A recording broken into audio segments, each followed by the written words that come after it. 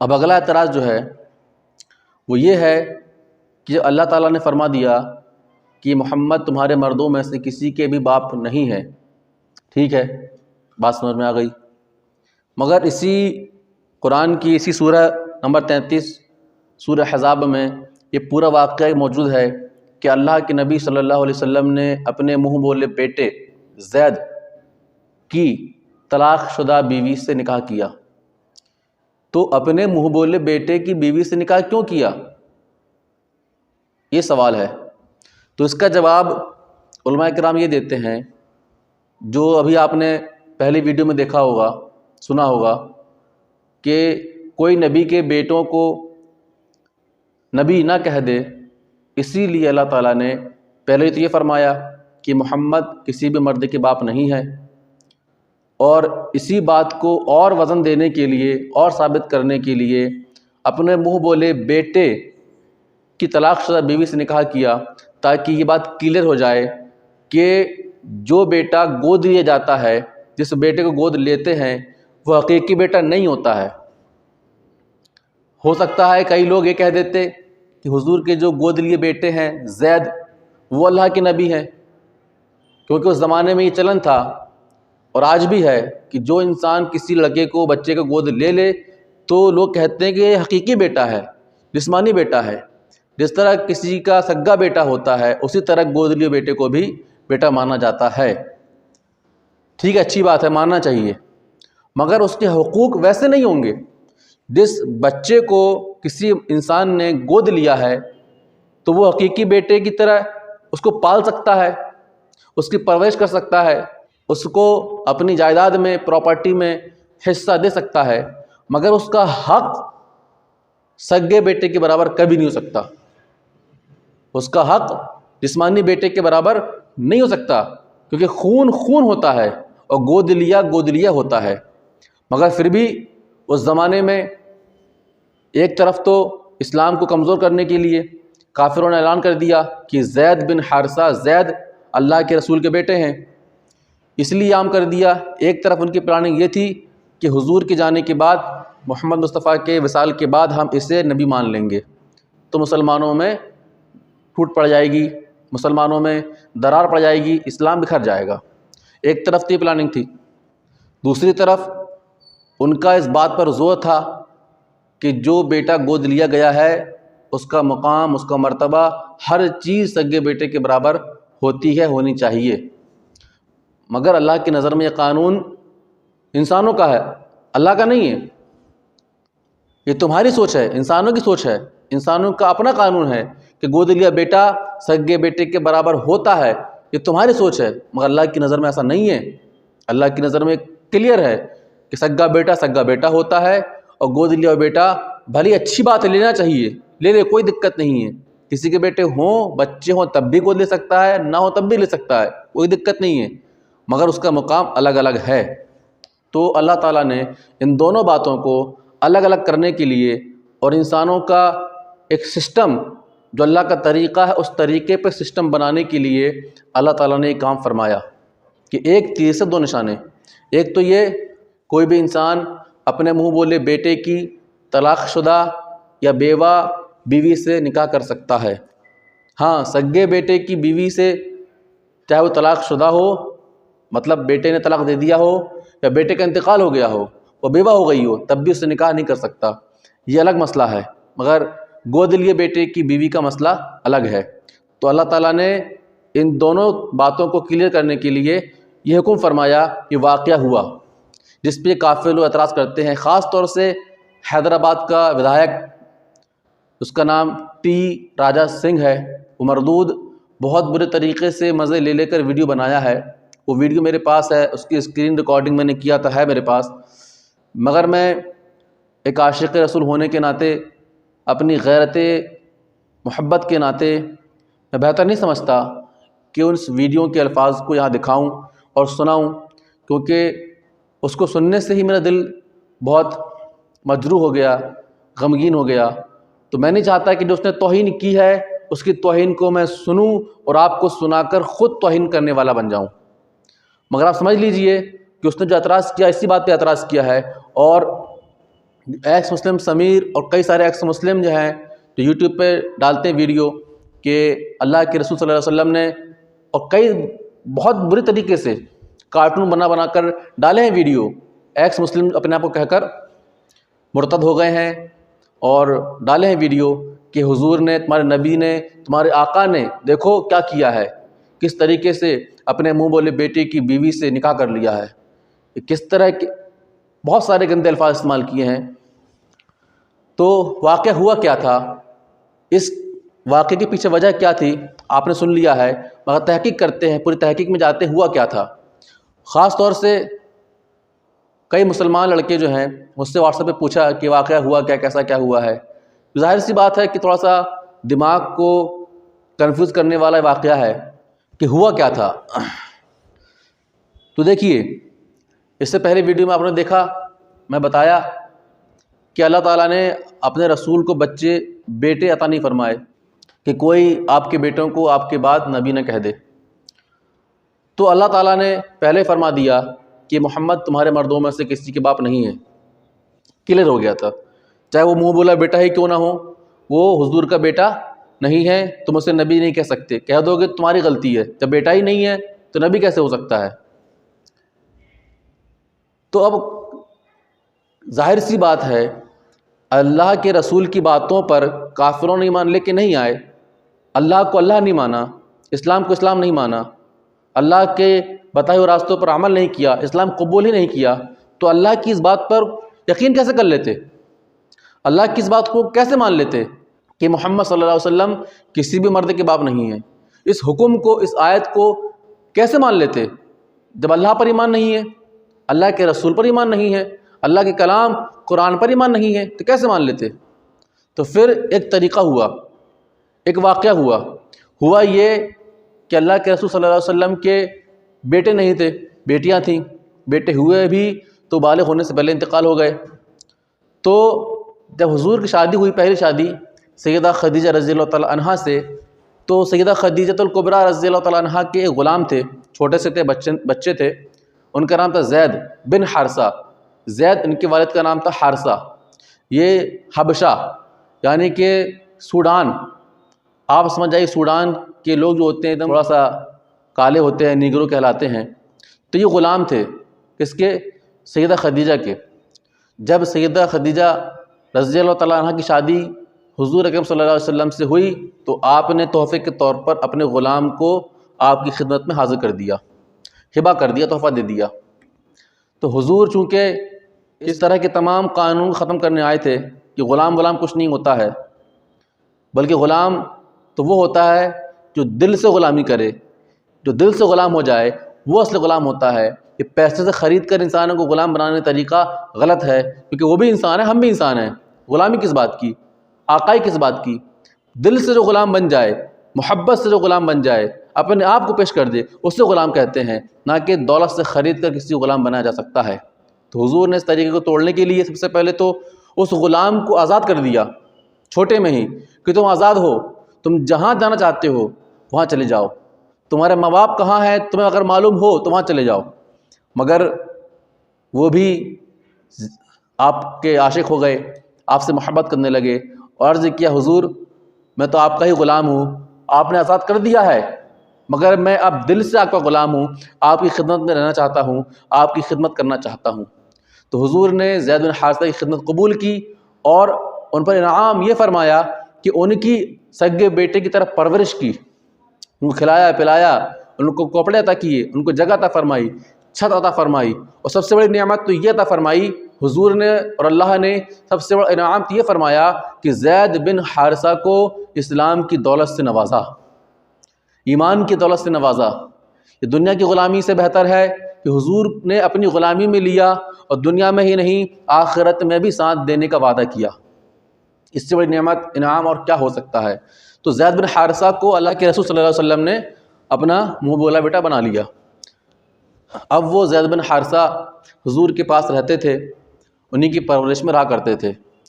اب بڑے ہوئے تو ظاہر سی بات ہے حضور نے پرورش کی ہے، اللہ کے نبی نے پرورش کی ہے، تو ان کی ساری ذمہ داریاں اٹھا رہے ہیں۔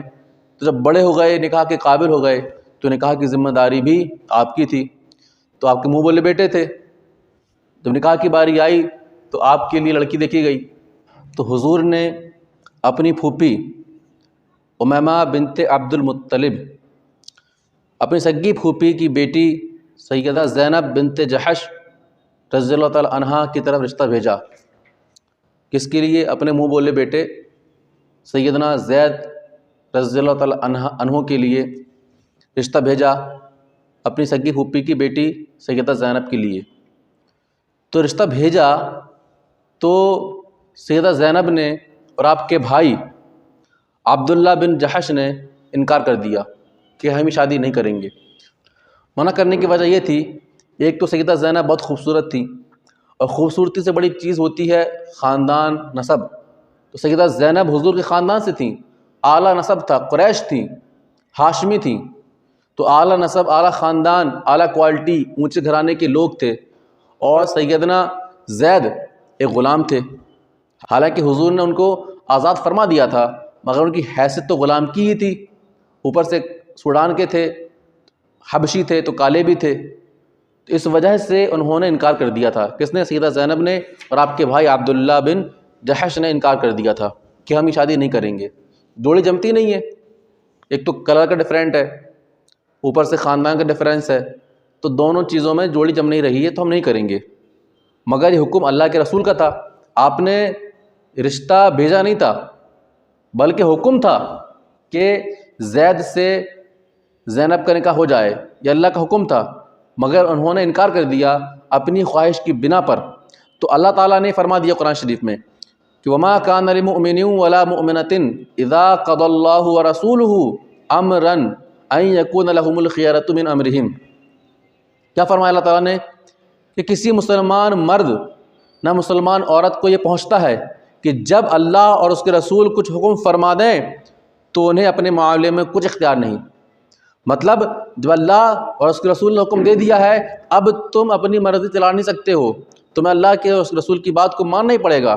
تم اپنی خواہش کے حساب سے، اپنے حساب سے اللہ کے رسول کی بات کو کاٹ نہیں سکتے ہو۔ تو جب یہ آیت نازل ہوئی کہ کسی بھی مسلمان کو اللہ کے حکم پر، اللہ کے رسول کے حکم پر کوئی اختیار نہیں ہے کہ وہ اپنی مرضی چلا سکے اپنی خواہش کے حساب سے، بھلے ہی اس کو پسند ہو یا نہ ہو، اس کی مرضی نہیں چلے گی، اللہ کی اور اللہ کے رسول کی مرضی چلے گی۔ جب یہ حکم ہوا تو پھر سیدہ زینب نے، ان کے بھائی عبداللہ نے، اور آپ کی ماں سیدہ امیمہ رضی اللہ تعالی عنہا نے اللہ کے رسول کی، اللہ کی بات کو مانا اور نکاح کے لیے راضی ہو گئیں۔ جب نکاح ہو گیا سیدہ زینب کا سیدنا زید سے، تو نکاح کے بعد دونوں کی پٹی نہیں، بھلے اللہ کے اور اللہ کے رسول کا حکم مان لیا تھا، مگر فطرتی طور پر جب لڑکی کو لڑکا پسند نہ ہو، ظاہر سی بات بنتی نہیں ہے، بھلے ہی مجبوری میں کیا ہو رشتہ انہوں نے، مگر پٹ نہیں رہی تھی۔ ایک تو یہ تو اعلیٰ خاندان کی تھیں اور خوبصورت تھیں، تو دونوں کی پٹتی نہیں تھی۔ تو سیدنا زید رضی اللہ تعالیٰ عنہ حضور کی بارگاہ میں حاضر ہوتے اور عرض کرتے کہ یا رسول اللہ، جو میری اہلیہ ہیں ان سے میری بن نہیں رہی ہے، ان سے میری پٹ نہیں رہی ہے، بن نہیں رہی ہے، وہ اعلیٰ خاندان کی ہیں اور میں غلامی خاندان کا ہوں، اور وہ خوبصورت ہے، میں کالا ہوں، وغیرہ وغیرہ کئی ساری دقتیں آ رہی تھیں، تو ہم لوگوں کی پٹ نہیں رہی ہے، کچھ کیجئے۔ تو حضور نے ان کے رشتے ختم نہیں کیا، بلکہ اپنے منہ بولے بیٹے سیدنا زید کو سمجھایا کہ اپنی بیوی کی برائی یہاں لے کے مت آیا کرو، اپنی بیوی کی برائی مت کیا کرو، اپنی بیوی پہ الزام مت لگاؤ کہ انہیں گھمنڈ ہے، تکبر ہے اعلیٰ خاندان ہونے کا، خوبصورت ہونے کا، بلکہ اگر تمہاری بیوی میں ایسا کچھ ہے، کچھ کمی ہے، تو درکنار کرو اور محبت سے پیش آؤ اور اس کو اپنی طرف مائل کرنے کی کوشش کرو، اس کی بات مانو، اس سے اس طرح پیش آؤ تاکہ تم سے محبت کرنے لگے۔ شروع میں دقت آئیں گی، مگر آگے چل کر سب معاملہ ٹھیک ہو جائے گا۔ مگر بات بنی نہیں، آگے چل کر بات بگڑتی رہی، یہاں تک کہ سیدنا زید رضی اللہ تعالیٰ عنہ نے عرض کیا رسول اللہ اب بالکل بن نہیں رہی ہے، اس سے بہتر ہے کہ آپ بہتر فیصلہ کرنے والے ہیں، آپ بہتر فیصلہ کیجئے۔ تو یہ اچھا موقع تھا بہت سارے فتنوں کو ختم کرنے کے لیے، بہت ساری باتوں کو ختم کرنے کے لیے، تو اللہ تعالیٰ نے اپنے رسول صلی اللہ علیہ وسلم کو وحی فرمائی کہ اے میرے محبوب، آئندہ آنے والے وقت میں تمہارا نکاح تمہارے منہ بولے بیٹے زید کی بیوی سے ہوگا۔ تب حضور نے عرض کیا، یار اللہ، پورے قرآن میں واقعہ موجود ہے کہ اللہ یہ کیسے ہوگا؟ اگر میں ایسا کروں گا تو لوگ طعنہ دیں گے، لوگ طعنے ماریں گے، ایک طرف تو دشمن میرے ہیں ہی لوگ، اب یہ کام اگر ہو گیا کہ میں نے اپنے بیٹے کی منہ بولے بیٹے کی بیوی سے نکاح کر لیا تو اپنے بھی اور پرائے بھی سب طعنہ ماریں گے کہ حضور نے کون سا کام کیا ہے۔ تو اللہ کے رسول صلی اللہ علیہ وسلم کو یہ ڈر تھا کہ لوگ طعنہ ماریں گے، لوگ طعنہ دیں گے، کیا کیا جائے؟ مگر اللہ تعالیٰ نے آپ کو تسلی دی۔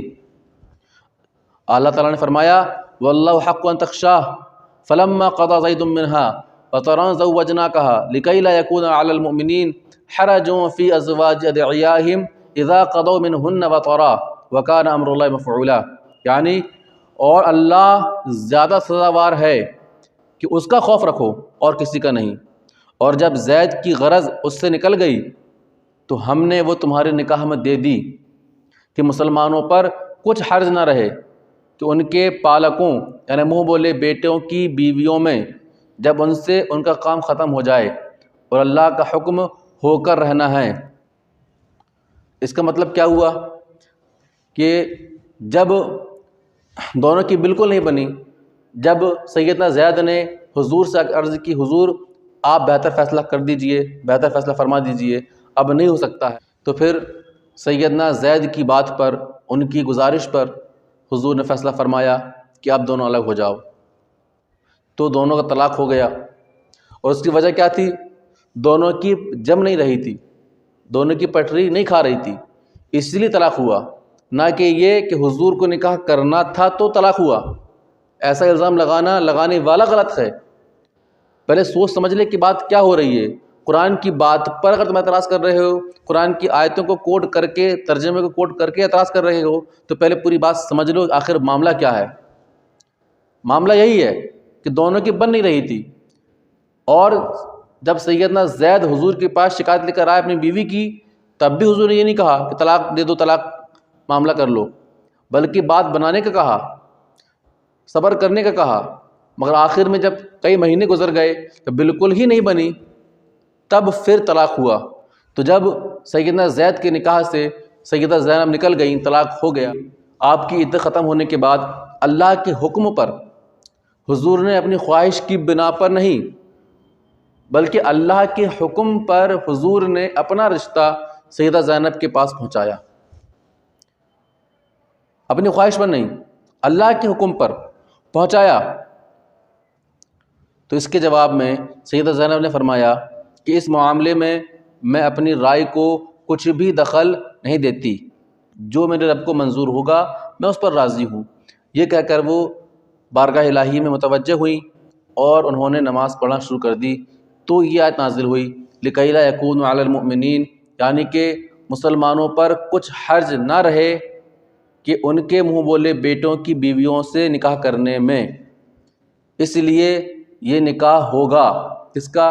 حضور کا اور سیدہ زینب کا۔ جب یہ آیت نازل ہوئی تو سیدہ زینب کو اس نکاح سے بہت خوشی ہوئی، اس رشتے سے بہت خوشی ہوئی، بہت فخر ہوا، اور آپ راضی ہو گئیں۔ تو سید عالم صلی اللہ علیہ وسلم کا اور سیدہ زینب کا نکاح ہوا، اس وجہ سے نکاح ہوا۔ اس میں حضور کی خواہش نہیں تھی، حضور کی مرضی منشا نہیں تھی، بلکہ اللہ کا حکم تھا۔ اللہ کے حکم پر دونوں کا نکاح ہوا، اور اس کی وجہ کیا تھی؟ سب سے بڑی وجہ یہی تھی کہ اللہ یہ کلیئر کر دینا چاہتا تھا کہ منہ بولے بیٹوں میں اور سگے بیٹوں میں فرق ہوتا ہے۔ اور ایک فرق یہ کہ اللہ تعالیٰ نے حکم فرما دیا اس کام کے ذریعے کہ کوئی بھی انسان اپنے منہ بولے بیٹے کی بیوی سے طلاق ہونے کے بعد یا بیوہ ہونے کے بعد نکاح کر سکتا ہے، اس میں کوئی دقت نہیں ہے، اللہ کی نظر میں کوئی گناہ نہیں ہے، کر سکتا ہے، جائز ہے۔ اسی لیے اللہ تعالیٰ نے دونوں آیتیں فرمائیں، ایک طرف فرما دیا کہ یہ محمد تمہارے مردوں میں سے کسی کے باپ نہیں ہے۔ جب اللہ کے اس حکم کو لوگوں نے نہیں مانا تو پھر اللہ تعالیٰ نے بہت بڑا قدم اٹھایا، تو اللہ تعالیٰ نے دو کام فرمائے. ایک تو یہ فرمایا کہ پہلے یہ فرما دیا کہ محمد تمہارے مردوں میں سے کسی کے باپ نہیں ہے.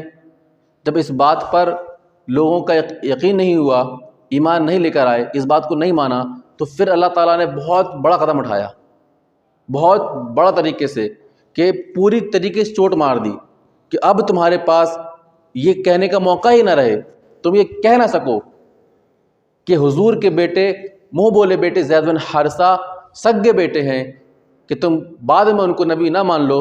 اسی لیے اللہ تعالیٰ نے جو رواج تھا، جو دستور تھا کہ سگے بیٹوں کے برابر منہ بولے بیٹے کو اس وقت کے لوگ مانتے تھے، اس وقت کے کافر مانتے تھے، تو کہیں ایسا نہ ہو کہ حضور کے منہ بولے بیٹے کو حضور کے بعد نبی مان لیں، تو اللہ تعالیٰ نے ان کے بیٹے کی طلاق شدہ بیوی سے ہی حضور کا نکاح فرما کر یہ اعلان کر دیا کہ اگر وہ سگے بیٹے ہوتے تو ان کی بیوی سے، طلاق شدہ بیوی سے حضور کبھی نکاح نہیں فرماتے، کیونکہ سگے بیٹے کی طلاق شدہ بیوی ہو یا بیوہ بیوی ہو، اس سے نکاح کرنا حرام ہے، جائز نہیں ہے.